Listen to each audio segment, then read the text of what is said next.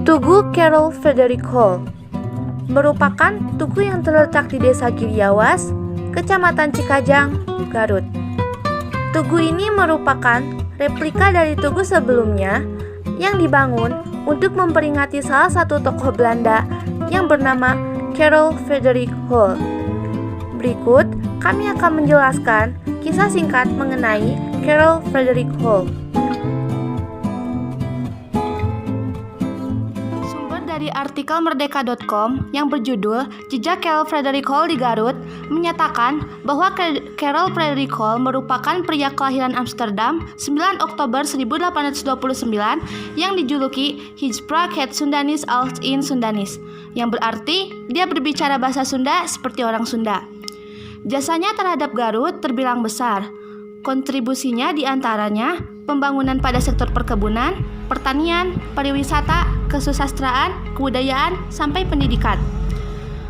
Kiprahnya di Garut semasa penjajahan Hindia Belanda dimulai pada 1857. Saat itu, Hall ditunjuk sebagai pengurus perkebunan teh waspada di Panembong, Kecamatan Bayongbong. Di tempat itu, Hall mendirikan rumah dan tinggal bersama keluarga. Warjita, pemerhati sejarah dan budaya Garut, mengatakan Hall lebih menyukai pengurus perkebunan daripada menjadi pegawai pemerintahan di Bogor. Hall katanya merupakan tokoh utama yang membuka perkebunan-perkebunan di Garut bagian selatan. Hall kemudian memindahkan perkebunan tersebut ke Cikajang dan menjadi administraturnya pada 1866 sampai 1889. Kini, sebagian perkebunan tersebut dikelola PTPN 8 Cisaruni. Perkembangan perkebunan di Garut bagian selatan ini memicu pembangunan jalur rel kereta api ke arah selatan Garut. Kemudian didirikanlah stasiun Cikajang yang merupakan stasiun tertinggi di Pulau Jawa. Pendapat lain mengatakan tertinggi se-Indonesia. Kefasihannya berbahasa Sunda didapatnya sejak remaja karena sering bergaul dengan warga pribumi.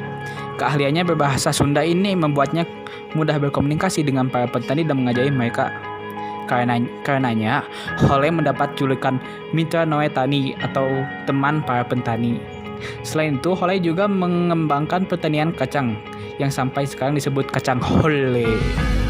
Selama menjadi administratur perkebunan, Hole bersahabat dengan Raden Haji Muhammad Musa, penghulu besar Garut.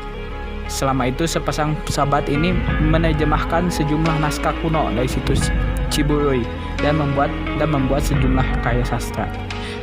Sampai sekarang karya-karyanya menjadi rujukan kegiatan ilmiah. Dia juga mendirikan sekolah guru di Bandung.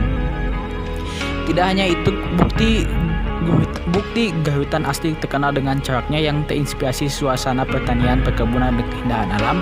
Siapa sangka perbuatan batik Garutan ini pertama kalinya diprakarsai oleh Carol Frederick Hall dan istri-istri para petani serta pegawai perkebunan teh di Bayongbong. Contohnya batik kopi pecah dan batik bulu ayam.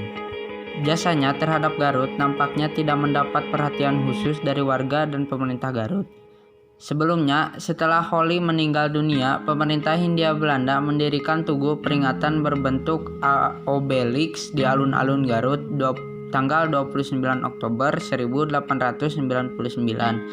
Berdasarkan buku album Garut Tempo dulu, tugu itu diberi nama Mitra Nu Tan sebagai penghormatan bagi kontribusinya di bidang pertanian.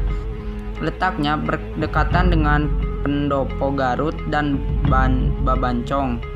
Pada zaman penjajahan Jepang, tugu ini pun dihancurkan. Nama jalan Hollenstraat atau Jalan Holly pun diubah menjadi Jalan Madalagiri. Saat keluarga Holly mendatangi Garut pada tahun 2001, kata Warjita, mereka meminta Tugu Holly didirikan kembali di alun-alun Garut. Namun hal ini ditentang DPRD Kabupaten Garut saat itu. Akhirnya replika tugu ini didirikan di perkebunan teh Cisaruni PTPN 8 yang dulunya diadministraturi oleh Holly. Jejak Holly berupa prasasti menjadi tinggal tugu peringatan di Cisaruni.